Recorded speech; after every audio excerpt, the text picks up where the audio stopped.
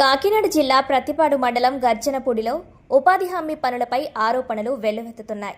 మహాత్మా గాంధీ జాతీయ గ్రామీణ ఉపాధి హామీ పథకం అమలులో తీవ్ర అవకతవకలు జరుగుతున్నాయంటూ గ్రామస్తులు ఆరోపిస్తున్నారు. గ్రామంలో విధులు నిర్వహిస్తున్న ఫీల్డ్ అసిస్టెంట్ అధికార దుర్వినియోగానికి పాల్పడుతున్నారంటూ పలువురు బహిరంగంగానే ఆరోపిస్తున్నారు.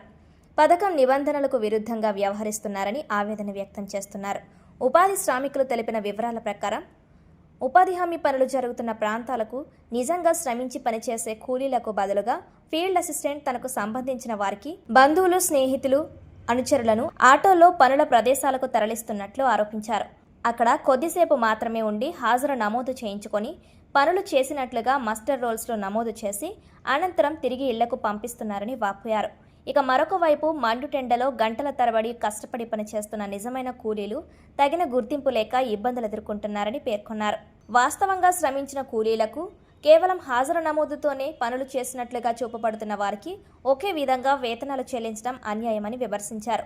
ఉద్దేశపూర్వకంగా జాబు కార్డులను డిలీట్ చేస్తున్నారని, జాబు కార్డుల కోసం వచ్చిన కొంతమంది పేదలను కులాల పేర్లతో అవమానకరంగా మాట్లాడడం వంటి సంఘటనలు జరుగుతున్నాయని, ఇటువంటి ప్రవర్తన ప్రభుత్వ సేవల స్ఫూర్తికి విరుద్ధమని పేర్కొన్నారు. దీనిపై విచారణ జరపాలని వారు కోరారు.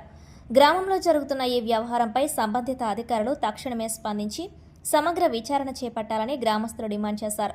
మస్టర్ రోల్స్, హాజరు నమోదులు, పనుల ప్రదేశాల్లోని వాస్తవ పరిస్థితులు, కూలీల వివరాలు, జాబ్ కార్డుల జారీ మరియు తొలగింపు ప్రక్రియలను క్షుణ్ణంగా పరిశీలించాలని కోరారు. నా పేరు ఆగమానుకోండి. నా జాబ్ కార్డు డెలివరీ చేసేటండి.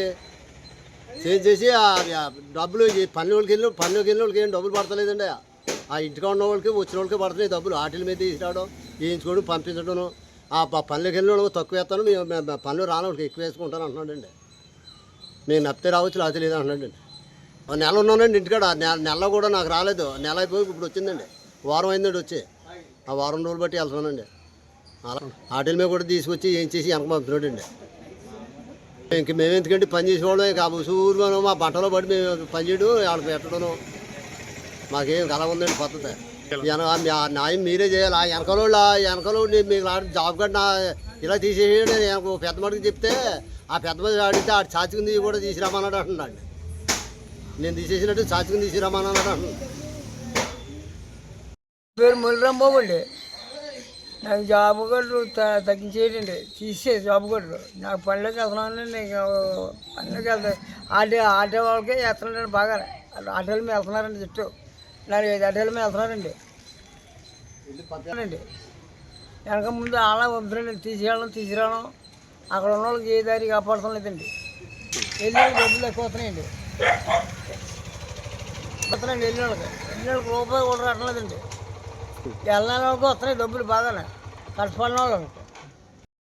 వెళ్ళినా ఫోటో తీసి అలా 4 రోజులు తీశారు. 4 రోజులు ఫోటో తీసి నీకు జాబ్ నీ పని చేస్తలేదండి, ఇది నువ్వు రాకలేదు పనులకు నేను చెప్తే నేను ఫోన్ చేస్తాను అప్పుడు వద్దుగానే అన్నాడు.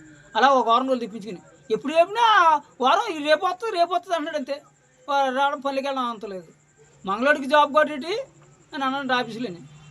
మరి అది ఇంతకు మరి మంగళవాడికి జాబ్ కొట్టి వద్దా? మరి మేము లేవడం కదండి, మరి మాకు పని ఇప్పించాలి కదండి. ఎందుకన్నాడో మరి మాకు దీనికి బాధ్యత తీసుకోవాలండి. మరి ఇంతకీ ఏం కారణం చేత అన్నాడు అన్నదని అది